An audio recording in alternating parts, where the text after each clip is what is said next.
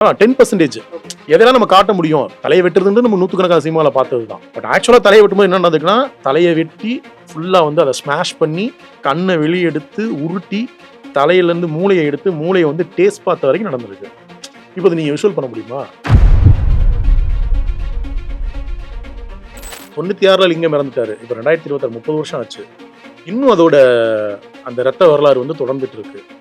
அது சம்மந்தமான பிரச்சனைகள் இன்னும் இருந்துட்டு இருக்கு. அப்போ நம்ம ரொம்ப இதில் கவனமாக என்னன்னா, என்ன சொல்லணுன்றதை விட எதையெல்லாம் சொல்லக்கூடாதுன்றதை ரொம்ப கவனமாக நம்ம வந்து ஒர்க் பண்ண வேண்டியதாக இருக்கு. ஏதாவது ஒரு விஷயத்த நம்ம வந்து சொல்லக்கூடாத ஒரு விஷயத்த வந்து அடிஷனல் அதை வச்சா கூட நமக்கு பிரச்சனை வருதுன்றது ரெண்டாவது. அங்கே நேரம் வந்து ஒரு பெரிய கலவரமே நடந்திருக்கும். ஒரு தரப்பினர்கிட்ட மட்டும் பேசாமல் எல்லார்கிட்டையும் பேசும்போது நிறைய விதமான கருத்துக்கள் வருது. நீங்கள் சொல்லுங்களேன், 2 தரப்புன்னு சொல்கிறீங்க இல்லையா? இந்த கதை வந்து 2 தரப்போட கதை இல்லை. இதில் வந்து நூற்றுக்கணக்கான ஆட்கள் சம்மந்தப்பட்டிருக்காங்க. ஆனால் 4 பேர் தான் நம்ம பார்த்தோம். 4 பேர் தான் சொல்ல முடியும். எல்லாரோட கதையும் நம்ம வந்து உள்ள வைக்க முடியாத அளவுக்கு அதில் காம்ப்ளிகேஷன்ஸ் இருக்கு. இப்போ நீங்கள் பார்த்தீங்கன்னா நிறைய கேரக்டர்ஸை ஹைட் பண்ணி தான் வச்சிருக்கிறேன். அந்த கேரக்டர்ஸ் தனித்தனி கதை இருக்கு. லிங்கத்தை கொலை பண்ணது 36 பேர். 36 பேருக்கு 36 விதமான காரணங்கள் இருக்கு, 36 விதமான கதைகள் இருக்கு. அது இல்லாமல் லிங்கத்தோட நண்பர்கள் நிறைய பேர் உயிரோடு இருக்கிறாங்க. அவங்கலாம் வந்து என்னன்னா கம்ப்ளீட்டா தங்களோட பழைய அடையாளங்களாம் மறைச்சிட்டு வேற விதமாக அவங்ககிட்ட கேட்டீங்கன்னா அவங்க தங்களை பிரதானமா வச்சு அவங்க ஒரு கதை சொல்லுவாங்க. ஒரு கடைசி அவர் சாகிறதுக்கு முன்னாடி வரைக்கும் ஒரு கபடி விளையாண்டுட்டு இருந்த ஒரு ஆள். அவ்வளோ பெரிய கேங்ஸ்டரு. எங்கேயாவது கபடி டோர்னமெண்ட் இருக்குன்னா உடனே ஜெர்சி எடுத்து போய் கிரவுண்டில் இறங்கி விளையாடக்கூடிய ஒரு கபடி பிளேயர். லிங்கத்தை ரவுடியா தெரிஞ்சுக்கிட்ட ஆட்களை விட லிங்கத்தை கபடி பிளேயரா இன்னைக்கு வரைக்கும் கொண்டாடுற ஆட்கள் அதிகம்.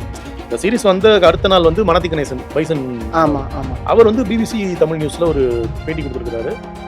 லிங்கத்துக்கிட்ட நான் நிறைய டெக்னிக்ஸ் வந்து கற்றுட்டு இருக்கேன்.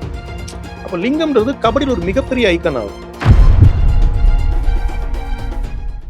மூவி வேர்ல்டு மீடியா நேயர்களுக்கு வணக்கம். நான் சதீஷ். இன்னைக்கு நம்மளோட நேர்காணலில் யார் இருக்கா அப்படின்னா டைரக்டர் லட்சுமி சரவணகுமார் தான் இருக்காங்க. வணக்கம், எப்படி இருக்கீங்க? வணக்கம் சதீஷ், நல்லா இருக்கேன். எப்படி இருக்கீங்க? நல்லா இருக்கேன். ஓகே, நம்ம லிங்கம் அப்படிங்கிறதுக்கு உள்ள அந்த வெப் சீரிஸ்குள்ளே போகிறதுக்கு முன்னாடி கன்னியாகுமரிக்குள்ளே போயிட்டு வரலாம் அப்படிங்கிறது ஒன்று இருக்குது. ஏன்னா எல்லா படமுமே ஏதோ ஒரு லேண்ட்ஸ்கேப்பை பேஸ் பண்ணி தான் நகர ஆரம்பிக்குது.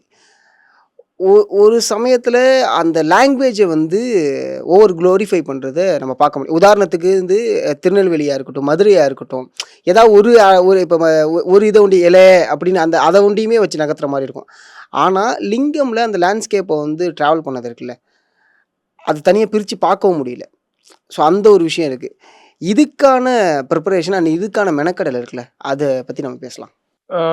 அடிப்படையில் எனக்கு சொந்த ஒரு மதுரை ஆனால் நான் என்னோடய ஊரில் இருந்ததை விட வெளியூரில் நிறையா இருந்திருக்கிறேன். கன்னியாகுமரின்ற சொல்றதை விட நாகர்கோவில் சுற்றுப்பகுதி வந்து எனக்கு கொஞ்சம் நல்ல பரிச்சயமான இடங்கள். பட் இப்படி ஒரு கதையை நம்ம முதல் படமாக பண்ணுவோம், சீரீஸாக பண்ணுவோம்லாம் எதிர்பார்க்கல. அது பை ஆக்சிடென்ட்லாம் நடந்த விஷயம்தான். அடிப்படையில் நான் ஒரு ரைட்டர். நான் வந்து ஒரு 25 புத்தகம் எழுதியிருக்கிறேன், நேஷனல் அவார்டு வாங்கியிருக்கிறேன். ஒரு ரைட்டராக என்னோடது எப்பயுமே ஃபஸ்ட் ப்ரிஃபரன்ஸ் என்னென்னா, நீங்கள் ஒரு கதை எழுதுறீங்கன்னா அந்த கதை எங்கே நிகழுது, அந்த கதை யாருக்கு நிகழுது, அந்த கதையோட கான்ஃப்ளிக்ட் என்ன, இப்படி தான் ஒரு கதையை வந்து அப்ரோச் பண்ணுவேன். யூஸ்வலாக என்ன பண்ணுவோம்னா, கான்ஃப்ளிக்ட் என்ன, அந்த கான்ஃப்ளிக்ட் யாருக்கு நடக்குது, இந்த கதை எங்கே நடக்குது, அப்படி போவாங்க. இப்போ எனக்கு என்னென்னா, நமக்கு அந்த லேண்ட்ஸ்கேப் எப்பயுமே வந்து ரொம்ப முக்கியம்னு நினைப்பேன் நான். ஏன்னா ஒரு கதையில் வந்து ஒரு நிலம் தான், ஏன்னா ஒவ்வொரு ஊருக்கும் ஒரு விதமான பிரச்சனைகள் இருக்கும், ஒரு விதமான வாழ்க்கை முறை இருக்குது. அப்போ அடிப்படையில் இந்த கதையில் வந்து என்னை வந்து ரொம்ப விரும்பி நான் வந்து ஒர்க் பண்ண காரணம் என்னன்னு கேட்டிங்கன்னா, அது கன்னியாகுமரி மாவட்டத்தோட கதை அப்படின்னு தான். ஏன்னா ஒரு சின்ன மாவட்டம், நிறைய படித்தவங்க, ஒரு மல்டிபிள் லேண்ட்ஸ்கேப்ஸ் இருக்குது. நீங்கள் பார்த்தீங்கன்னா மலை இருக்கும், காடு இருக்கும், வயல்வெளி இருக்கும், கடல் இருக்கும், எல்லாமே இருக்கும். அப்புறம் நீங்கள் லாங்குவேஜாக பார்த்தீங்கன்னா, நீங்கள் இந்த ஸ்லாங் பற்றி சொன்னீங்கல்ல, நார்கோல் டவுனில் ஒரு ஸ்லாங் இருக்கும். 10 கிலோமீட்டர் தள்ளி நீங்கள் கன்னியாகுமரி போனீங்கன்னா கம்ப்ளீட்டாக வேற ஒரு ஸ்லாங் இருக்கும். நார்கோயிலேருந்து இன்னும் 10 கிலோமீட்டர் தள்ளி தக்கலை வந்தீங்கன்னா இன்னொரு ஸ்லாங் இருக்கும். தக்கலையிலேருந்து ஒரு 10 கிலோமீட்டர் தள்ளி போனீங்கன்னா வேற ஒரு ஸ்லாங் இருக்கும். நீங்கள் அப்படியே கேரளாவை நெருங்கி போக போக போக கம்ப்ளீட்டாக ஒரு மலையாளம் தமிழும் கலந்து இருக்கும். அப்போது ஒரு மாவட்டத்துக்குள்ள தமிழ் தான் பேசுகிறாங்க, ஆனால் 6-7 விதமான ஸ்லாங் பேசுகிறாங்க. இது எல்லாத்தையும் நம்ம வந்து ஒரு படத்துக்குள்ளே கொண்டு வர முடியாது. இப்போ நம்மளே வந்து என்னன்னா கொஞ்சம் பிளெண்டடாக தான் வச்சுருக்கோம், ஃபுல்லாக வைக்க முடியாது. புரியல, நாங்கள் முதல்ல அப்படி தான் ஷூட் பண்ணோம், புரியலை, அந்த ஸ்லாங் வந்து புரியலை. அப்போ ஆக்டர்ஸும் பெர்ஃபார்ம் பண்ண கஷ்டப்படுறாங்கன்றப்போ நம்ம கொஞ்சம் அதை வந்து டைலூட் பண்ணிக்கிட்டோம். அப்போ அடிப்படையில் நமக்கு என்ன தேவைப்படுதுன்னா, இப்போ மதுரை சம்பந்தமாக நூற்றுக்கணக்கான படங்கள் வருது. ஆனால் ஏன் ஆடுகளமும் சுப்பிரமணியபுரமும் தனித்து நிற்கிது? லாங்குவேஜும் லேண்ட்ஸ்கேப் எப்படி வந்து அந்த நிலத்தை காட்டுறாங்க அப்படின்றது தான் அடிப்படையில் லாங்குவேஜ் தான். இப்போ நீங்கள் ஒன்றுமே வேணாம், ஒரு ஸ்ட்ரீட்டை, ஒரு எம்டி ஸ்ட்ரீட்டை காட்டுறீங்க, தூரத்தில் 2 பேர் பேசுகிறத நீங்கள் வந்து வாய்ஸ் ஓவர் லேப்பில் போட்டால் கூட இது மதுரை, இது திருநெல்வேலின்னு சொல்கிறது வந்து எப்படி நம்ம வந்து புரிஞ்சுக்கிறோம்னா லேண்டை பார்த்து மட்டும் இல்லை, சவுண்டு வழியாக புரிஞ்சு. கரெக்ட். அப்போ இது ரொம்ப முக்கியம். ஒரு படத்தில் அல்லாவது நீங்கள் ஒரு கதையில் வந்து ஒரு நிலத்தை எப்படி காட்சிப்படுத்துறீங்க அப்படின்றது ரொம்ப முக்கியம். Okay okay. ஆனால் பெரிய சர்ப்ரைஸ் என்னன்னா, ஒட்டுமொத்தமாகவே இந்த சீரீஸில் வந்து கன்னியாகுமரி மாவட்டத்தில் ஷூட் பண்ணது ஒரு 7 நாள் நினைக்கிறேன், 7 நாள் 8 நாள் தான். ஏன்னா கொஞ்சம் ப்ராக்டிக்கலாக சிக்கல்கள் இருக்காங்க, ஷூட் பண்ண முடியாத அளவுக்கு. என்ன பிரச்சனை? ஏன்னா அந்த கதையோட சம்மந்தப்பட்ட ஆட்கள் ஆக்சுவலாக எஸ் அஃப்கோர்ஸ் அந்த கேள்விகள் இருக்குது. ஏன்னா அந்த லேண்ட்ஸ்கேப்புக்குள்ளே அங்கே இருந்த 2 தரப்பினர்களுமே அங்கே இருப்பாங்க, இன்னும் அவங்க சம்மந்தப்பட்டவங்களே இருப்பாங்க. ஸோ இவங்களை பற்றி ஹையராக காமிக்க போகிறாங்களா, இவங்கள லோவராக காமிக்க போகிறாங்களா அப்படிங்கிற ஒரு பிரச்சனைகள் இருக்கும். அந்த பிரச்சனையை ஃபேஸ் பண்ணது இருந்துச்சா ஸ்பாட்லேயோ இல்லை பெர்மிஷன்ஸ் வாங்கும் போதும்? இல்லை, கதை எழுதுகிறப்ப முதல்ல ரொம்ப துவக்க காலகட்டத்தில் நம்ம ஒரு கிரவுண்ட் ஒர்க் பண்ணுவோம் இல்லையா, அப்போ அந்த சிக்கல் இருந்தது.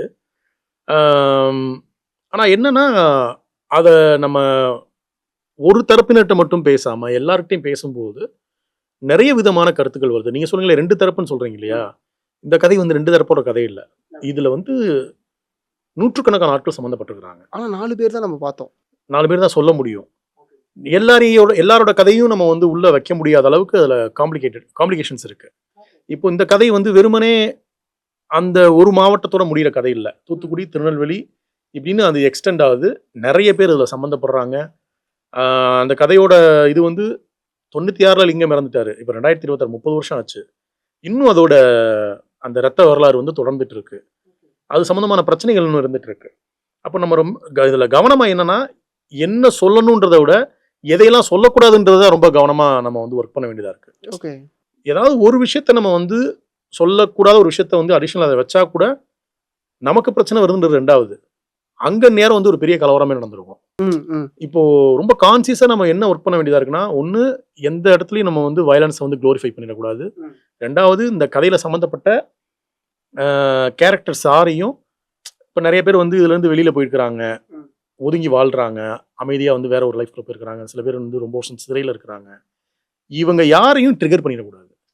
இந்த கான்சியஸோட தான் இந்த கதையை வந்து இது பண்ணணும். அப்போ வந்து துவக்கத்தில் இது இருந்த ஒரு சின்ன பதட்டம் இருந்தது. படப்பிடிப்பு சமயத்தில் எனக்கு என்னன்னா, இப்படி ஒரு சிக்கல் இருக்கனால முழு படப்பிடிப்பு அங்கே நடத்த வேணாம் அப்படின்னு சொல்லிட்டு ரொம்ப முக்கியமான ஒரு 6-7 நாட்கள் மட்டும் அங்கே ஷூட் பண்ணோம். என்னென்ன சீன்ஸ் அங்கே ஷூட் பண்ணது?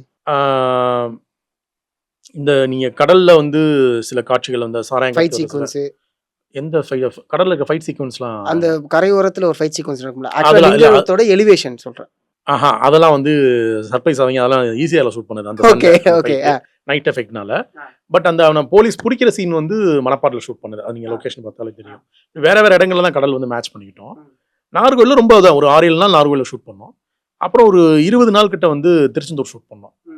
அப்புறம் வந்து என்னன்னா, எனக்கு வந்து திருச்சி வந்து ரொம்ப கம்ஃபர்டபுளாக இருந்துச்சு. எல்லாம் திருச்சி சிட்டியை பார்ப்பாங்க. நீங்கள் கொஞ்சம் லெஃப்ட் சைடு போனீங்கன்னா, அந்த குளித்தலை ரூட்டில், கரூர் குளித்தலை ரூட்டு போனீங்கன்னா, உங்களுக்கு வந்து கொள்ளிடமும் இருக்குது, காவேரியும் இருக்குது, அப்புறம் நிறைய கேனால்ஸ் போகும். ஸோ நல்ல நீங்கள் வந்து எங்கே போய் ஒரு எக்ஸ்டீரியர் ஷாட் நீங்கள் வைக்கணும்னாலும் ஒரு ஆலமரம் பின்னாடி தண்ணி போகும். நீங்கள் வந்து க்ரௌடு வைக்க வேணாம், எதுவுமே பண்ண வேணாம், புதுசாக எதுவுமே பண்ண வேணாம். அந்த லொக்கேஷன் வந்து பயங்கரமாக நிறைய பழைய கோயில் இருக்குது, அந்த லொக்கேஷன் வந்து பயங்கரமாக சப்போர்ட் பண்ணுச்சு. அப்போ என்னன்னா, இந்த கதைக்காக நம்ம தேடி போகும்போது இவ்வளோ லொக்கேஷன் இங்கே இருக்குன்றப்போ அடுத்தடுத்து நிறைய படங்களுக்கு இங்கே அனுப்பிச்சு வைக்கிறேன். இந்த லொக்கேஷன்ஸ் போங்க, நல்லா இருக்கும். நல்லா இருந்துச்சு அந்த லொக்கேஷன். ஆமாம். அப்போ உங்களுக்கு என்னன்னா, இன்னொரு பெரிய சவால்னு கேட்டிங்கன்னா, கன்னியாகுமரி மாவட்டத்தில் பழைய ஸ்ட்ரீட்டே கிடையாது, பழைய வீடுகளும் கிடையாது. ஏன்னா எல்லாம் வந்து வெல் டெவலப்டு. நீங்கள் நல்லா ட்ராவல் பண்ணிங்கன்னா தெரியும், கன்னியாகுமரி மாவட்டம் வந்து அவ்வளோ டெவலப்டு. சின்ன சின்ன ஊர்களில் போது எல்லாம் பெரிய பங்களா தான் கட்டி வச்சிருக்கிறாங்க. சின்ன வீடுகளே பார்க்க முடியல, பழைய வீடுகளே பார்க்க முடியல. அப்படியே சின்ன வீடாக இருந்தாலும் அது வந்து ரொம்ப பாலிஷ்டாக பயங்கர ஹைஃபையாக இருக்குது அந்த வீடு. அது வந்து ஒரு பெரிய சவால். நமக்கு தேவை 85-87 காட்டணும், அந்த வீடுகள் வேணும், அந்த ஸ்ட்ரீட் வேணுன்றப்போ அதை தேடும்போது தான் எங்களுக்கு வந்து இந்த லொக்கேஷன்ஸ்லாம் இதாச்சு. பட் இதை எப்படி மேட்ச் பண்ணுறோன்னா, நீங்கள் அந்த பிலீவபிலிட்டி ஒன்று வருதுன்னு சொல்கிறீங்க இல்லையா, ஒன்று ஸ்லாங்கு, 2வது காஸ்டியூமு, 2வது அவங்களோட இப்போ ஒரு கேரக்டர் எப்படி பிஹேவ் பண்ணுதுன்ற பாடி லாங்குவேஜ் இருக்கு இல்லையா, இந்த விஷயங்கள் தான். ஓகே. இப்போ நீங்கள் சொன்னதுலேருந்து ஒரு விஷயத்தை நான் எடுத்துக்கிறேன். இவங்களும் சம்மந்தப்பட்டிருக்காங்க, இவங்களும் நூற்றுக்கணக்கான பேர் வந்து இதுக்குள்ளே சம்மந்தப்பட்டிருக்காங்க. நம்ம 4 பேரை மட்டும்தான் இதில் கதையில் எடுத்து பேசியிருக்கோம்னு வச்சுங்களேன். அந்த வகையில் 4 இல்ல 5 பேர். ஏன்னா போஸ்வங்க சாருடைய தம்பியும் ஒரு கேரக்டர் இருக்காங்க. ஓவர் அண்ட் அவுட் 5 பேர். அதுலேருந்து பிரிஞ்ச ஒரு 3 பேர் தான் கடைசியாக நம்ம கிளைமேக்ஸில் வந்து காமிச்சிருந்துருப்போம். இப்போ எனக்கு எங்கே கேள்வி இது எழும்புதுன்னா, இவங்க சரி இவங்க தப்புங்கிறத அங்கே உள்ளவங்க சைட்லேருந்து ஜஸ்டிஃபை ஆயிடுச்சா? இல்லைங்க. இப்போ நம்ம ரிலீஸ்க்கு அப்புறம் நிறைய பேர் கூப்பிட்டு பேசுகிறாங்க. ரொம்ப சரியாக சில பேர் சொன்னாங்க. சில விஷயங்களில் சில கதைகளில் முழுமையான உண்மையை சொல்லாமல் இருக்கிறது தான் நல்லது அப்படின்னு. ஏன்னா முழுமையான உண்மைன்றது யாருக்குமே தெரியாது. லக்ஷ்மி சரவணகுமார்ன்ற ஆள், நான் உங்களோட பேசிகிட்டு இருக்கிறப்போ நான் ஒரு ஃபிலிம் டைரக்டர். நான் கீழே இறங்கி போயிட்டு ஒரு ஒயின் ஷாப் உட்காந்து குடிச்சிட்டு என் கூட தெரு சண்டை போட்டுட்டு தான் நான் யார் அந்த இடத்துல குடிகாரன். அவனை பொறுத்த வரைக்கும், அந்த பாரை பொறுத்த வரைக்கும் நான் குடிகாரன். அப்படியே நான் போயிட்டு நான் வந்து குளிச்சு சுத்தமாக கோயிலில் போய் சாமி கும்பிட்றேன். டெய்லிக்கு அந்த கோயிலில் தான் சாமி கும்பிட்றேன்னா அங்கே பார்க்குறவன் எப்படி பார்ப்போம்? ஒரு பக்திமான். ஒவ்வொருத்தருக்கும் ஒவ்வொரு முகம் தான் இருக்கும். அப்போது நீங்கள் என்னை பற்றி நீங்கள் ஒரு படம் எடுக்க போகிறீங்கன்னா, எனக்கு வந்து பேட்டி கொடுக்குறப்ப அவரை பார்த்தேன், அவர் வந்து ரொம்ப நல்ல மனிதராக இருக்காருன்னு நீங்கள் அப்படி ஒரு படம் எடுத்துட முடியாது. அப்போது முழுமையான ஒரு உண்மைன்றதை நம்ம வந்து தேடிக்கிட்டே தான் இருக்க முடியும். நம்ம வந்து ஒன்று டிஃபைன் பண்ண முடியாது. அப்போது ஒரு கேரக்டருக்கே நீ அப்படின்னா, இவ்வளோ கேரக்டர்ஸ் சம்மந்தப்பட்ட ஒரு விஷயத்தில் நம்மளோட வேலைன்றது ஒரு உண்மையை சொல்கிறது இல்லை. இந்த நடந்த சம்பவங்கள்லேருந்து 2 பக்கத்தில் இருக்க நியாயங்களையும் சொல்லணும், 2 பக்கத்தில் இருக்கக்கூடிய பிழைகளையும் சொல்லணும். அது வந்து ஒரு கிரியேட்டரோட வேலை. ஏன்னா இந்த கதையை நீங்கள் ரொம்ப ஷார்ப்பாக நீங்கள் கவனிச்சிங்கன்னா, 2 நண்பர்களோட கதை. 2 கபடி பிளேயர்ஸ், ஒருத்தன் போலீஸ் ஆகணும்னு ஆசைப்படுறான், ஒருத்தன் அட்வொகேட் ஆகணும்னு ஆசைப்படுறான். சின்ன சின்ன ஈகோவால் 2 பேருமே பெரிய கேங்ஸ்டர்ஸ் ஆகிடுறாங்கன்றதான் கதை. அப்போது இவன் நல்லவனா அவன் கெட்டவனான்றது விஷயம் இல்லை. இந்த 2 மனிதர்களையும் எதெல்லாம் நல்லவனா ஆக்குச்சு, எதெல்லாம் கெட்டவன் ஆக்குச்சு. அப்போது சில மனிதர்கள் வந்து தங்களோட தேவைக்காக சில சமயம் வந்து நல்லா இருக்க குடும்பத்துக்குள்ளே வந்து விளையாடிட்டு போகிறது இருக்குல்ல, அந்த மாதிரியான விஷயம்தான் இங்கே. அப்போ நம்ம இந்த கதையை இப்போ கடைசியாக பார்க்குறப்ப நிறைய பேர் சம்மந்தப்பட்ட ஆட்களே, இந்த கதையோட சம்மந்தப்பட்ட ஆட்களே, இப்போ நீங்கள் பார்த்தீங்கன்னா நிறைய கேரக்டர்ஸை ஹைட் பண்ணி தான் வச்சிருக்கிறேன். அந்த கேரக்டர்ஸும் தனித்தனி கதை இருக்கு. லிங்கத்தை கொலை பண்ணது 36 பேர்.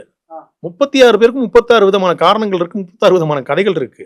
அது இல்லாமல் லிங்கத்தோட நண்பர்கள் நிறைய பேர் இன்னும் உயிரோடு இருக்கிறாங்க. அவங்களாம் வந்து என்னன்னா கம்ப்ளீட்டாக தங்களோட பழைய அடையாளங்களாம் மறைச்சிட்டு வேற விதமாக அவங்ககிட்ட கேட்டிங்கன்னா அவங்க தங்களை பிரதானமாக வச்சு அவங்க ஒரு கதை சொல்லுவாங்க. எல்லாமே ஒரு சினிமா இருக்கிறதுக்கான கதைகள் தான். எதையுமே நீங்கள் வந்து ஓகே இது வந்து இந்த கதை அந்த கேரக்டரோட கூட வர்ற கதை அப்படின்னு நம்ம வந்து ஒதுக்கிட முடியாது.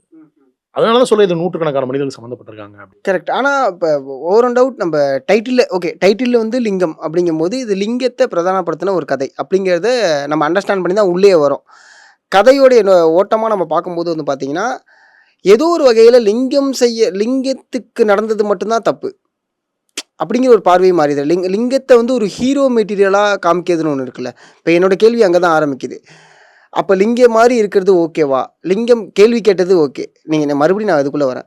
லிங்கத்துக்கு நடந்த பிரச்சனைக்காக லிங்கம் வந்து கேள்வி கேட்க போகிறாரு. அவர் எங்கேயுமே வந்து அந்த இடத்துல ஃப்ரெண்டை விட்டு கொடுக்குன்னு நடக்கல. கடைசியாக அவன் ஃப்ரெண்டு வந்து வீட்டுக்குள்ளே பூந்ததுக்கு அப்புறம் தான் அவருக்கு மிகப்பெரிய ஒரு கோவமே வரும்.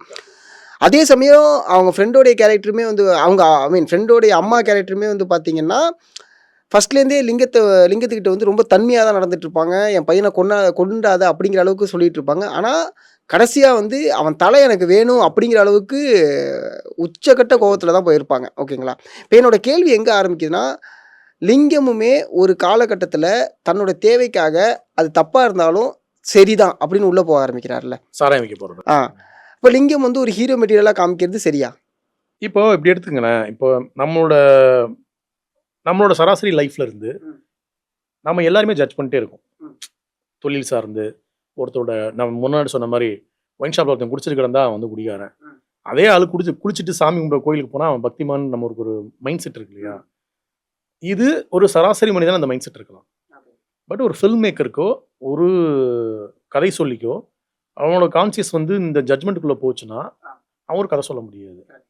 எனக்கு இந்த உலகத்தில் எல்லா கேரக்டர்ஸும் முக்கியம்தான். இந்த உலகத்தில் எல்லா உயிர்களும் முக்கியம்தான். இப்போ நான் ஒரு கதையில் ஒரு நாய்க்குட்டி வருதுன்னா அந்த நாய்க்குட்டி எனக்கு முக்கியம்தான். ஒரு பூனைக்குட்டி வருதுன்னா அந்த பூனைக்குட்டி எனக்கு முக்கியம்தான். அப்போ லிங்கம்ன்ற கேரக்டர் அவன் நல்லவனா கெட்டவனா நான் ரொம்ப வழிஞ்சு அவனை நல்லவனா காட்டணும்னு எனக்கு கட்டாயம் கிடையாது. ரொம்ப வழிஞ்சு ஒருத்தனை கெட்டவனா காட்டணும்னு எனக்கு கட்டாயம் கிடையாது. இப்போது ஒரு லைஃப் நம்ம முன்னாடி சொல்லப்படுது. இப்போது செய்திகள்லையோ அந்த புத்தகங்கள்லையோ நமக்கு என்ன சொல்லப்படுதுன்னா, லிங்க கபடி விளையாட போனார், ஒரு கொலை நடந்துச்சு, இவர் தெரியாமல் மாட்டிக்கிட்டாரு, ஜெயிலுக்கு போனார், வெளியே வந்து ரவுடி ஆயிட்டார். இவ்வளோதான் அந்த தகவல் இருக்கு. இப்போ நாம இந்த எமோஷனல் பாண்டிங்கை நம்ம கிரியேட் பண்ணுவோம், உலகத்தை கிரியேட் பண்ணுறோம். ஓகே, கொலை நடந்துச்சு, அந்த கொலை யார் பண்ணியிருப்பா, என்ன காரணமாக இருந்திருக்கும் ஒன்று தேடி போகிறோம். அப்புறம் ஜெயிலுக்கு ஒருத்தன் போனான்னா முதல்ல ஒரு இன்னசென்ட்டான ஒருத்தன் ஜெயிலுக்கு போனால் என்னெல்லாம் நடக்கும்ன்றதை நம்ம வந்து தேடி போகிறோம். அப்போது ஒரு வகையில் பார்த்தா அந்த கேரக்டர் ஜஸ்டிஃபை பண்ணுற மாதிரி இருக்கா அப்படின்ற மாதிரி நீங்கள் கேட்கலாம். அவன் ரவுடி ஆகிறதுக்கு நீங்கள் இதெல்லாம் சொல்கிறீங்களா அப்படின்னா, எல்லா கிட்டத்தட்ட ரவுடி ஆகிற பாதி பேரோட வாழ்க்கை கதை உண்மை கதை இதுவாக தான் இருக்குது. ஃப்ரெண்டுக்கு ஒரு பிரச்சனை இருக்கும், தட்டி கேட்கன்னு போவான், அடிதடி சண்டையில் ஒரு கொலை. எனக்கு தெரிஞ்ச என்னோட ரொம்ப க்ளோஸாக ஒரு அண்ணன், எங்கள் அப்பா வந்து ஒரு 13 வருஷம் சிறையில் இருந்தது ஒரு கொலை வழக்கில். எங்கள் அப்பா கூட இருந்த ஒரு அண்ணன், அவர் வந்து விருதுநகர், அவர் கடைசி இங்கே எங்கள் ஊருக்கே வந்துட்டாங்க. அவர் கதை இதுதான். ஒரு இடத்துல சண்டை நடக்குது, சண்டையை விலக்கி விட ஃப்ரெண்டுக்காக சப்போர்ட் பண்ண போகிறாரு. போன இடத்துல அடிதடியில் வந்து ஒரு மர்டர் நடந்தது. இவர் வந்து அதில் ஒரு குற்றவாளி ஆகிறார். அவர் ஜெயிலுக்கு போகும்போது 22 வயசு. கிட்டத்தட்ட உங்களுக்கு 10-12 வருஷம் ஜெயிலில் போயிடுது. அப்போது இந்த மாதிரி எனக்கு கண்ணுக்கு முன்னாடி எனக்கு உதாரணம் எனக்கு வந்து ஒரு நூற்றுக்கணக்கான நாட்களை தெரியும். நான் வந்து லிங்கம்னு ஒரு தனிமனிதனோட கதையை அதை பார்க்கல. எனக்கு தெரிஞ்ச இத்தனை பேரோட கதையை நான் பார்க்குறேன். அப்போ இவங்கெல்லாம் ஜெயிலிருந்து வந்ததுக்கப்புறம் வேற மாதிரி ஒரு வாழ்க்கை வாழ்றாங்க, அமைதியாக வாழ்றாங்க, வைக்கிறாங்க. ஆனால் எல்லாருக்கும் அப்படி நடக்கிறது இல்லையே. இல்லை, இப்போ என்னோட கேள்வி இப்போ நீங்க புரியுது. அஃப்கோர்ஸ் அவர் வந்து எடுத்துக்கிட்டது அவன் நல்லவன், அவனை ஏன் ஹீரோவை காட்டணும்னு கேட்குறீங்க இல்லையா? நான் இந்த கதையில இன்னும் நான் வந்து ஹீரோவை காட்டல. இந்த செய்யற செயல்கள் வழியா உங்களுக்கு ஹீரோவா உங்களுக்கு தோணுது இல்லையா? அது நம்ம வழக்கமா கேங்ஸ்டர் படங்களை பார்த்து அப்படி இது பண்ணி வச்சிருக்கோம். இப்போ நீங்க பாத்தீங்கன்னா 2 சைடோட நியாயங்களும் சொல்லியிருப்பேன். இப்போ ஃப்ரெண்டு சைடு இருக்க நியாயங்கள், அந்த குடும்பம் உன்னை சப்போர்ட் பண்ணும். நீ வந்து சாமி வந்து உனக்கு சாட்சி சொல்லுண்டா, நீ வந்து எந்த குத்தம் இல்லாதவன். அப்போ இதை ஏன் வைக்கிறோம்னா, சூழல் ஒரு மனிதனை குற்றவாளி ஆக்குது. ஆனா அவன் குற்றவாளி ஆனாலும் அவன் ஒரு எத்திக்ஸோட இருக்கான்றது லிங்கத்தோட கதை. இந்த இதுக்குள்ள தான் நான் வரேன். நான் இப்போ ஓகே, இதுக்கு முன்னாடி இருக்கக்கூடிய கேங்ஸ்டர்ஸ் ஃபிலிம்ஸ்லாம் எடுத்தாலுமே ரெண்டு பேருமே கேங்ஸ்டராக இருப்பாங்க.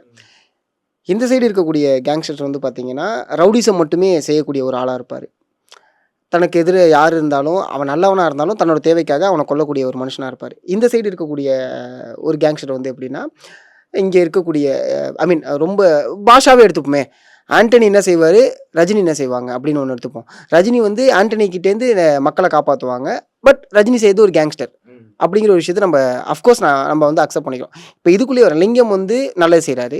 லிங்கம் வந்து அவர் கூட இருக்கிறவங்கள ரொம்ப, ஏன்னா ஃபர்ஸ்ட்லேயே ஒரு விஷயம் ஒன்று சொல்கிறாங்க, அவனுக்காக இத்தனை பேர் வராங்க அப்படிங்கிற விதமாக அத்தனை பேர் அவர் சம்பாரித்து வச்சிருக்காரு. அதெல்லாம் ஓகே. இதை ஜஸ்டிஃபை பண்ணுற மாதிரி தானே நம்ம வடிவமைச்சிருக்கோம், இல்லை இது உண்மையாகவே இப்படி தான் இருந்துச்சாங்க? உண்மையாகவே அப்படி தான் இருந்துச்சு. ஏன்னா அவர் வந்து இதில் நம்ம அவரோட கபடி லைஃப்பை காட்டவே இல்லை. இப்போ ஃபர்ஸ்ட்ல எபிசோட்ல தான் காட்டியிருக்கோம். நான் ஏன் அதை காட்டலைன்னா, அது தனி கதை, தனி படமாக பண்ணணும்.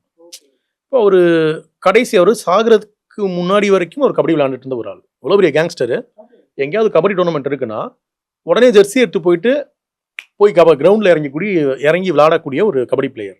லிங்கத்தை ரவுடியாக தெரிஞ்சுக்கிட்ட ஆட்களை விட லிங்கத்தை கபடி பிளேயராக இன்னைக்கு வரைக்கும் கொண்டாடுற ஆட்கள் அதிகம். இந்த சீரிஸ் வந்த அடுத்த நாள் வந்து மனதி கணேசன் பைசன், அவர் வந்து பிபிசி தமிழ் நியூஸில் ஒரு பேட்டி கொடுத்துருக்கிறாரு. லிங்கத்துக்கிட்ட இருந்து நான் நிறைய டெக்னிக்ஸ் வந்து கற்றுட்டு இருந்திருக்கேன் அப்படின்னு. அப்போ லிங்கம்ன்றது கபடியில் ஒரு மிகப்பெரிய ஐக்கான் அவர். நான் உங்களுக்கு ஒரு சம்பவம் சொல்கிறேன். ஏஷியன் கேம்ஸில் இந்தியன் டீம் வந்து கோல்டு அடிச்சிடுறாங்க. கோல்டு அடிச்சுட்டு ஊருக்கு வர்றாங்க. கேப்டன் வந்து ஒரு ராஜரத்ன அண்ணாச்சி வந்து நார்வே இருக்காரு. அவருக்கு அங்கே ஒரு பாராட்டு விழா நடக்குது. அந்த பாராட்டு விழாக்கு லிங்கம் வந்து போகிறார். லிங்கம் வந்து அப்போ வந்து டான் ஆகி அவரோட லைஃபே மாறி வச்சு. ராஜரத்ன அண்ணாச்சி வந்து தன்னோட ஜெர்சியை வந்து அவர் கையில் கொடுத்து, நீ அதுக்கு தகுதியான ஆள்னு வந்து சொல்கிறாரு. அவ்வளவு தூரத்துக்கு கபடியில் இப்போ நீங்கள் வந்து பாம்பேயில் வந்து தாராவியில் வந்து ஒவ்வொரு வருஷமும் பொங்கல் விழாவுக்கு வந்து கபடி போட்டி நடந்தே ஆகும். லிங்கம் இருக்கிற வரைக்கும் லிங்கம் அங்கே கபடி விளாடாமல் இருந்ததே கிடையாது. லிங்கம் தான் ஆமாம் மெயின் பிளேயரு. சென்னையில் வந்து நம்ம அனகாபுத்தூரில் வந்து லாரி ஓனர்ஸ் அசோசியேஷன் இருக்குது, அங்கே வந்து கபடி போட்டி நடத்துவாங்க. லிங்கம் தான் எப்பயுமே டாப் பிளேயரு. அப்படி கேரளா நீங்கள் எந்த ஊருக்கு போனாலும் பழைய ஆட்கள் கபடி பார்க்குற ஆட்களை கேட்டிங்கன்னா லிங்கன்ற பேர் இன்னைக்கு வரைக்கும் அப்படியே அதே இதோட நிற்கிது. அப்போது இப்போ எப்படி நினைவு வச்சுருக்காங்கன்னா, உங்களுக்கு நீங்கள் 80s வளர்ந்த பசங்கிட்ட, நான் வந்து 85 பிறந்தேன், நான் 90s ஏர்லியர் லைஃப்பை பார்த்துருக்கிறேன். ஒன்ஸ் நீங்கள் கிரவுண்டுக்கு போனீங்கன்னா உங்களுக்கு ஸ்போர்ட்ஸும் மட்டும் சொல்லித்தர மாட்டாங்க, டிசிப்ளின் சொல்லி கொடுப்பாங்க. இப்போ நான் வந்து முதல்ல ஃபுட்பால் விளாட ஆரம்பிக்கிறப்போ ஒரு ரெகுலராக விளாடுவாங்களே பிளேயர்ஸ் இருப்பாங்களே, அவங்ககிட்ட போய் ரொம்ப கசம்சம் விளாண்டா, தம்பி இப்படிலாம் விளாடக்கூடாது, வெளியில் போ அப்படின்னு அவங்க வெளியில் போயிடுவாங்க. அது அவ்வளோ டிசிப்ளினாக இருக்கும். நீங்கள் அவங்க வந்து அதுக்கு ப்ரிப்பேர் ஆகிறதா இருக்கட்டும், இல்லை வந்து அவங்க விளையாடுறதா இருக்கட்டும், ஆனால் அவ்வளோ டிசிப்ளினாக இருக்கட்டும். அதே தான் கபடிக்கும். இப்போ லிங்கம்ன்ற ஒரு ஆள் வந்து நிறைய பசங்களை டேய் இப்படி தான் விளாடணும், டிசிப்ளினாக இருக்கணும், வேலைக்கு போகணும், கவர்மெண்ட் வேலைக்கு போகணும். அதனால தான் ஓப்பனிங்கில் வாய்ஸ் ஓவரில் அதை வச்சோம். அப்படி கைட் பண்ணி நிறைய பேரை கவர்மெண்ட் வேலைக்கு அனுப்பிச்சி விட்ட ஒரு ஆள். இவர் வந்து ஒரு சின்ன இதனால எல்லாமே மாறி போச்சுல, ஒரு போலீஸ் ஆஃபீஸராக இருப்பார். அப்போ லிங்கத்தை நினைவு வச்சிருக்கிறது நமக்கு அவர் அந்த கேரக்டர் மேலே எங்கே வந்து சிம்பத்தி வருது, நம்ம ஏன் அவர் எம்பத்தைஸ் பண்ணுறோம் அப்படின்னா, அடடா நம்ம வீட்டில் ஒருத்தன்டா நல்ல ஸ்போர்ட்ஸ் மேன்டா, அவன் போலீஸ் ஆஃபீஸராக இருக்கணும்டா. இப்போ அவன் கத்தி உருவும்போது நமக்கு பதட்டமா, அவன் எடுத்து கத்தி உருவாரா மாட்டிக்க போடா நமக்கு பதட்டமா. அதில் அது எங்கேருந்து வருதுன்னா, அவன் இதுக்கப்புறம் பின்னாடி பெரிய கொலை பண்ண போகிறான், பெரிய கேங்ஸ்டராக போகிறான்ற இடத்துலேருந்து வரல. நம்ம வீட்டில் ஒரு ஆள் நமக்கு ரொம்ப நல்லா தெரிஞ்ச ஆளுன்ற இடத்துலேருந்து வருது. பட் சூழல் தான் ஒரு மனுஷனை வந்து வேற ஒரு ஆளாக மாற்றுது. Okay okay. ஏன்னா இப்போ நீங்கள் சொன்னதில் ஒரு விஷயம் இருக்குது. என்னென்னா அந்த போலீஸ் கூட இருக்கக்கூடிய கான்ஸ்டபிள் வந்து ஒரு விஷயம் ஒன்று சொல்லியிருப்பாரு. சரி நான் போய் பேசுகிறேன் சார், எனக்கு தெரிஞ்ச பையன்தாங்கிறத தாண்டி அவன் ரொம்ப நல்ல பையன்தான் அப்படிங்கிற விதம் தான் அங்கே போய் நிற்கிது. ஏன்னா ஒரு ஸ்போர்ட்ஸ்மேன், அவனுடைய கேம் வந்து அவர் பார்த்துருப்பாரு. அதை வந்து பெருசாக எங்கேயுமே காட்சிப்படுத்தல, ஸ்பூன் ஃபீட் பண்ணவே இல்லை. பட் ஆனால் அண்டர்ஸ்டாண்ட் ஆணுச்சு. இப்போ நீங்கள் சொன்ன நான் ஏன் இந்த கேள்விகள் எல்லாமே முன்னெடுத்து வைக்கிறேன்னா, தொடர்ச்சியாக லிங்கம் அப்படிங்க நீங்கள் மேபி ஒரே ஒரு சைடை ஒண்டி சொல்லி முடிச்சிருந்தீங்க அப்படின்னா இட்ஸ் ஃபிக்ஷனாக மாறி இருந்திருக்கும். ஓகே இவ்வளோதான் அப்படின்னு போயிருந்திருக்கும். ரெண்டு சைடுமே சொல்லும்போது அப்போ இது ஏன் ஒரு குளோரிஃபை அப்படிங்கிற ஒரு கேள்வி நிறைய எழுமுனால தான் இத்தனை கேள்வி நான் முன்னெடுத்து. உங்களுக்கு வந்து இந்த வயலன்ஸை குளோரிஃபை பண்ணுறது தான் பிரச்சனையாக இருக்கு இல்லையா? ஆக்சுவலாக இப்போ நான் காட்டியிருக்க வயலன்ஸ் வந்து நிஜமாவே நடந்ததில் ஒரு 10% தான். அந்த காலகட்டம் இருக்கு இல்லையா, 87 88 ஆரம்பித்து 96 லிங்கம் டெத்து வரைக்கும் கன்னியாகுமரி மாவட்டத்தில் இருந்த வயலன்ஸ் அப்படின்றது நீங்கள் பழைய செய்திகள் எடுத்து பாருங்கள், பழைய ரிப்போர்ட்டர்ஸ்ட்டு பேசி பார்த்தீங்கன்னா தெரியும், பழைய போலீஸ் ஆஃபீஸர்கிட்ட பேசி பார்த்தீங்கன்னா தெரியும். சில செய்திகள்லாம் நீங்கள் சொல்ல முடியாது இந்த ரிலீஸ்க்கு அப்புறம் என்ன நடந்துட்டு இருக்கு அப்படின்னு. எனக்கு இந்த 2-3 நாளில் நிறைய போலீஸ் ஆஃபீஸர்ஸ் நிறைய பேர் வந்து பேசுகிறாங்க, பழைய விஷயங்களை ஷேர் பண்ணிக்கிறாங்க, இப்போ என்ன நடந்துட்டுன்னு என்கிட்ட ஷேர் பண்ணிக்கிறாங்க. இல்லை ரிலீஸ்க்கு அப்புறமும் அங்கே ஐ மீன் அந்த டாக்ஸ் கிரியேட் ஆக ஆரம்பிச்சிருக்கா திருப்பி? ஆமாங்க, அது எப்பயுமே இருக்குங்க. ரெண்டாவது இந்த மாதிரி ஒரு சீரிஸ் வரும்போது, ரியல் லைஃப் கேங்ஸ்டரோட கதையை சொல்கிற சீரிஸ் வரும்போது அதை எல்லாருமே பார்ப்பாங்க. அதில் வந்து ஏதாவது ஃபால்ஸ் இன்ஃபர்மேஷன்ஸ் இருக்கா, இல்லை யாரையாவது ட்ரிகர் பண்ணுற மாதிரி இருக்கா அப்படின்னு. நம்ம இப்போ நம்ம இந்த சீரிஸ் பார்க்குறது மட்டும் இல்லை, சம்மந்தப்பட்ட ஆட்களோட ஆக்டிவிட்டீஸையும் அவங்க வந்து வாட்ச் பண்ணுவாங்க. அப்படி நம்ம நினைக்கிற மாதிரி கிடையாது. சிஸ்டம்ன்றது நமக்கு தெரியாமல் ரொம்ப ஷார்ப்பாக இயங்கிட்டே இருக்கும். நம்ம போலீஸை பற்றி, போலீஸ் டிபார்ட்மெண்ட்டை பற்றி வெளியில் வந்து நம்ம பேசிக்கிறது, கிண்டல் பண்ணிக்கிறதெல்லாம் வேற. ஆனால் அவங்க அவ்வளோ அலர்ட்டாக இருப்பாங்க, ஒரு விஷயம் நடந்துடக்கூடாது அப்படின்னு. எல்லாத்துக்கும் தனித்தனியாக ஒவ்வொரு விஷயத்தையும் ஃபாலோ பண்ணுறதுக்கும், ஒரு பிரச்சனை வராமல் வந்து அட்வான்ஸ்டாக இவங்க வந்து மூவ் ஆகிறதுக்கும் அவ்வளோ விஷயங்கள் செஞ்சுட்டு இருப்பாங்க. அதை பற்றிலாம் எனக்கு நிறைய விஷயங்கள் ஷேர் பண்ணிக்கிட்டாங்க, என்ன நடந்துட்டு இருக்கு அப்படின்னு. இப்போ நடந்துட்டு இருக்குன்னா இஃப் இன்கேஸ் எதுவும் நடந்துடக்கூடாதுன்றதுக்காக, சேஃப்டிக்காக. அப்படி நடக்க போகிறது இல்லை, ஏன்னா நம்ம அதனால ரொம்ப கான்சியஸாக பண்ணது. பட் ஒரு பயம் இருக்குல்ல, பழைய இதோட இது. கண்டிப்பாக நீங்கள் சொல்கிற வயலன்ஸ் எல்லாமே நான் காட்டியிருக்கிறது வயலன்ஸ் வந்து ஏற்கனவே சினிமாவில் சொல்லப்பட்ட வயலன்ஸு. அப்புறம் அவங்க லைஃப்பில் நடந்ததில் கொஞ்சத்தை எதெல்லாம் வந்து நம்ம வந்து இங்கே 0.5 10% ஓகே எதெல்லாம் நம்ம காட்ட முடியும். தலையை வெட்டுறதுன்றது நம்ம 100கணக்கான சினிமாவில் பார்த்தது தான். பட் ஆக்சுவலாக தலையை வெட்டும்போது என்ன நடந்துக்குன்னா, தலையை வெட்டி ஃபுல்லாக வந்து அதை ஸ்மாஷ் பண்ணி கண்ணை வெளியே எடுத்து உருட்டி தலையிலேருந்து மூளையை எடுத்து மூளையை வந்து டேஸ்ட் பார்த்த வரைக்கும் நடந்திருக்கு. இப்போ அதை நீங்கள் விஷுவல் பண்ண முடியுமா? இப்போ நான் அதை பண்ணா, ஏன்டா ஒரு டைரக்டர் இவ்வளோ வந்து வயலன்ஸை காட்டுற, உனக்கு இவ்வளோ பெர்வஷனாக கேட்பாங்க. இல்லை நடந்தது அதுதானா, யாரும் நம்ப மாட்டானுங்க. புரியுது. ஸோ அப்போ அப்படி இருந்துச்சு. ஆனால் அப்படி பண்ண ஆட்கள்கிட்ட நான் இப்போ பேசியிருக்கிறேன். அவங்க இன்னைக்கு என்னவா மாறி எவ்வளோ பக்குவமாக இருக்காங்கன்னு இருக்கு இல்லையா, அதை ஒரு சினிமா வரத்தா அது இன்னும் ஒரு பெட்டரான சினிமாவாக இருக்கும். ஆக்சுவலாக அதை நோக்கி தான் நம்ம போகணும். கண்டிப்பாக விஷயத்த சொல்லியிருக்கிறோம். இப்படி இருந்த மனிதர்கள் இன்னைக்கு என்னவா மாறி இருக்கிறாங்க, அவங்கள ஒரு காலம் என்னவா மாற்றிருக்கு, அவங்க இன்னைக்கு என்ன வாழ்ந்துட்டு இருக்கிறாங்கன்னு இல்லையா, அதை சொல்லும்போது இதை ஏன் சொன்னதுக்கான காரணம் புரியும். கண்டிப்பாக எப்போதுமே ஒரு கேங்ஸ்டரோட படத்தில் வந்து ஒரு விஷயம் ஒன்று இருக்கும். ஆரம்பத்தில் ரொம்ப நல்லவனாக இருக்கக்கூடிய கேங்ஸ்டர் ஒரு காலகட்டத்தில் ஒரு சூழ்நிலையால் கேங்ஸ்டராக மாறுவாங்க. இறுதியில் வந்து அவங்களுக்கு நடக்கக்கூடியது இதுவாக தான் இருக்கும் அப்படின்னு சொல்லிட்டு, இதுமாரி நீங்கள் மாறாதீங்க அப்படிங்கிற ஒரு விழிப்புணர்வாக அந்த படம் முடியும். இந்த வெப் சீரிஸ் அப்படி நகரல, ஏன்னா இன்னும் இருக்குது. ஆமாம், முடிவு அப்படி இருக்குமா?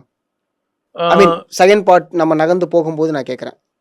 இதில் என்ன நாங்கள் ஒரு பெரிய சவால் இருக்குங்க. இப்போ எப்பயுமே என்னோட கதையில் நான் ஹீரோ, உங்களோட கதையில் நான் என்னவா இருக்கேன்றது இருக்கு இல்லையா, அது ரொம்ப சிக்கல். இப்போ செகண்ட் சீசனை வந்து நான் மறுபடியும் லிங்கத்தோட கதையாக சொன்னேன்னா அதில் ஒரு குழப்பம் இருக்குது. இப்போ இன்னொரு கேரக்டரோட கதையாகவும் அது மாறும். இப்போ ஆக்சுவலாக வந்து செகண்ட் சீசன் வந்து இப்போ நீங்கள் இல்ல ஜஸ்ட் என்னடி ஒரு விஷயம் ப்ரெடிக்ட் பண்ண நான் உங்களுக்கு ஒரு முடியுது. விஷயம் சொல்கிறேன். ராம்கோபால் வர்மாவோட ரத்தச்சரித்திரம் படம் பார்த்துருக்கீங்களா? ஆ ஆ ஆ ஃபர்ஸ்ட் பார்ட்டில் வந்து அந்த ஹிந்தி ஆக்டர் அவன் வந்து ஹீரோவாக இருப்பான். ஆ ஆ செகண்ட் பார்ட்டில் வந்து அவன் ஆக்சுவலாக அவன் ஹீரோவாக இருக்கிற எல்லா நியாயங்களும் இருக்கும். இப்படியே கட் பண்ணா அப்படியே வேற ஒரு இந்த கதை சூர்யாவோட இன்னொரு perspective நியாயம் போக ஆரம்பிக்கும். ஸோ இங்கே அப்படி ஒரு கதை இருக்குது. ஆனால் அது அவ்வளோ தூரத்துக்கு வந்து நெகட்டிவாக மாறாது. ஓகே. அவ்வளோ நெகட்டிவாக மாறாது. ஆனால் இப்படி ஒரு கேரக்டருக்கு அப்படி ஒரு சைடு இருக்குன்றதை சொல்லக்கூடிய ஒரு கதையாக இருக்கும். ஐ திங்க் விமல் சாரோடைய பெர்ஸ்பெக்டிவ்ல இருந்து போக ஆரம்பிக்குமோ? ஆமாம், அது ஒரு சின்ன பார்ட் இருக்கு, முக்கியமான பார்ட் அது. ஏன்னா அஃப்கோர்ஸ் அந்த ஒரு விஷயம் காமிச்சதுனால ஆமா. ஜஸ்ட் நான் அதை யோசிச்சேன். அதுக்காக தான் அதை முன்னாடியே லீடு வச்சது. Okay okay. அதான் சொன்னேன். ஒரு விஷயம் எனக்கு ரொம்ப அழகாக அதில் பிடிச்சிருந்துச்சி. என்னன்னா ஒரு கொலை நடக்குது. அந்த கொலைக்கு ஐ மீன் அந்த செத்தவங்களுடைய சுற்றி இருக்கக்கூடிய நண்பர்கள் வந்து எப்போதுமே கொஞ்சம் ஆக்ரோஷமாக இருப்பாங்க. உறவினர்களை நம்ம பெருசாக படத்தில் காமிப்போமான்னு கேட்டால் அது கொஞ்சம் டவுட் தான். அவங்க எங்கே இருக்காங்க கூடயே இருக்கணும். இப்போ ஃபார் எக்ஸாம்பிள் என்னை கொலை பண்ணுறாங்க அப்படின்னா என் கூட இருக்கிறவங்க தான் அடுத்து வந்து எனக்காக பழி வாங்க போகிறாங்க. ஆனால் இந்த கதையில் வந்து ரொம்ப சூப்பராக ஒரு விஷயத்தை ஹேண்டில் பண்ணீங்க. என்னென்னா ஃபஸ்ட்டு இறக்குறாரு, பெரியவர் இறக்குறாரு. அவருடைய ரிலேஷன் தான் விமல் சாருங்கிறத கடைசியாக தான் நம்ம காமிக்கிறோம். ஏன்னா எங்கேயுமே படத்தை நம்ம காமிக்கல, கூட இருக்கவே இல்லை. அதே மாதிரி தான் இங்கே போஸ் அவர்கள் இறக்கும்போது அவருடைய ஃபஸ்ட் நம்ம காமிச்சிருப்போம். ஜஸ்ட் வந்திருப்பாங்க, வந்துட்டு நகர்ந்து போயிருப்பாங்க. ஒரு இடத்துல ஒன்றி போஸ் லீட் கொடுத்துப்பாரு, கோட்டை என்னோட கோட்டை, அங்கே அவன் பார்த்துப்பான்டா அப்படிங்கும்போது ஓகே இவன் ஒரு மாஸ். ஆனால் அவனையுமே அங்கே நாக் அவுட் பண்ணி தான் வெளில வராரு லிங்கம், ரைட்டுங்களா? ஸோ இந்த விஷயம் அடுத்து பாலசரவணனை உள்ளே கொண்டு வருது. ஸோ ஓவர் அண்ட் அவுட் யாருமே நீங்கள் பார்க்கல. நீங்கள் பார்த்தது இந்த 4 பேரை மட்டும்தான் நீங்கள் பார்த்துருக்கீங்க. இந்த இப்ப 4 பேர் என்னன்னா, அதுதான் முன்னாடியே சொன்னேன் உங்களுக்கு. ஒரு ஜெயிலுக்குள்ள இறங்கி கொலை செஞ்சது 36 பேருனா 36 பேருக்கும் ஒரு பின்னாடி ஒரு கதை இருக்கு. 36 பேரும் ஒவ்வொருத்தவங்களும் சம்மந்தப்பட்டவங்க. இப்போ சில பேர் வந்து இப்போ விமல் கேரக்டர் வரான்னா அவர் கூட வந்த ஆட்கள். இப்போ பாலசரவணன் கேரக்டர்னா அவர் கூட வந்த ஆட்கள். அதுதான் கேட்குறேன். பாலசரவணனும் தனி, விமலும் தனிங்கிற ஒரு விஷயம் இருக்குல்ல. எனக்கு அதுதான் அங்கே கன்ஃபியூஸ் ஆயிடுச்சு. அங்கே பிரச்சனையே அதாங்க. ஒரு கட்டத்துக்கு மேலே லிங்கத்தோட வளர்ச்சி எப்படி இருந்ததுன்னா செகண்ட் சீசனில் அது வந்து கதைகளாக வரும். அந்த பீரியட்லாம் வந்து பிரைவேட் ஒயின் ஷாப் தான். ஜூனியர் உடனில் அதாவது ஸ்டோரி வருது, கவர் ஸ்டோரி என்ன நடந்துச்சுன்னு. ஓகே. நான் கன்னியாகுமரி மாவட்டத்தோட ஒயின் ஷாப் ஏலம் நடந்துட்டு இருக்கு. அப்போ அந்த ஏலத்துக்கு லிங்கம் போகிறாரு. லிங்கம் எப்படி போகிறாருன்னா, நாங்கள் இந்த சீசனில் தூக்கி வச்சிட்டோம். ஃபஸ்ட்டு வந்து ஒரு 30-40 புல்லட்டு, அடுத்து இவரோட காரு, எல்லாருக்குமே uniform, white shirt, black pant, shoe, சைரனோட பக்காவாக ரெடியாகி ஒரு ஊர்வலம் போயிட்டு நேராக அந்த இதுக்கு போகிறாங்க, அந்த ஒயின் ஷாப் ஏலத்துக்கு போகிறாங்க. போனால் இப்போ வந்து ஒட்டு மொத்தமாக அந்த ஏலத்தை இவங்க டேக் ஓவர் பண்ணி இவங்களே நடத்துகிறாங்க. யாருக்கு கடை கொடுக்கணும், எவ்வளோ கொடுக்கணும், எல்லாத்தையுமே அவங்க வந்து டேக் ஓவர் பண்ணுறாங்க. வெளியில் எஸ்பியிலேருந்து எல்லாருமே இருக்கிறாங்க. வழக்கமாக ஒயின் ஷாப் ஏலனாலே அடித்து வெட்டி குத்திட்டு சாவாங்க. ஆனால் என்னென்னா மொத்த மாவட்டத்தில் இருக்க எல்லாருமே சைலண்ட்டு. ஏன்னா லிங்கம் அங்கே இருக்கிறாரு அப்படின்னு. அவர் வந்து அதில் அந்த காசு எடுத்துக்கிறாரு. அவர் வைக்கிற சட்டம்ன்ற ஒன்று இருக்குது. ஆனால் என்னென்னா போலீஸ்க்கு என்னதுன்னா அடிதடி இல்லாமல் நடந்துடுறான்னு சொல்லிட்டு, ஏன்னா இந்த ஏலம் ஒரு நாள் நடக்காது, 2-3 நாள் நடக்கும். எஸ்பி வந்து சொல்லிட்டு போகிறாரு, மிச்ச ஏலத்தை நீயே வந்து சேஃபாக முடிச்சு கொடுத்துன்னு சொல்லிட்டு போகிறாரு. இப்படி உச்சகட்டமான அதிகாரத்தை இருந்த ஒரு ஆள். அப்போ ஒருத்தர் வந்து எவ்வளவு பேரை பகைச்சிருப்பாரு அப்படின்னு ஒரு விஷயம் இருக்கு இல்லையா? அப்போது அதனால தான் அந்த ஓப்பனிங் சிங்கிள் ஷாட்டில் இருக்கும். அவன் ஏன் ஜெயிலில் போய் கொல்லணும்னா, ஜெயிலை விட்டு வெளியில் வந்தால் 90 நாட்கள் ஜெயிலில் இருக்கிறாரு. இது வந்து 89வது நாள் நடக்குது. ஏன்னா 90வது நாளில் வந்து ஜாமீன் கிடச்சிடும். வெளியில் வந்தால் சம்மந்தப்பட்ட ஜெயிலுக்கு போகிறதுக்கு காரணமான சம்மந்தப்பட்ட ஒருத்தரையும் விட மாட்டான். அதுக்காக தான் எல்லாரும் வந்து சேர்ந்து கொலை பண்ணுறாங்கன்றது தான் ஐடியா.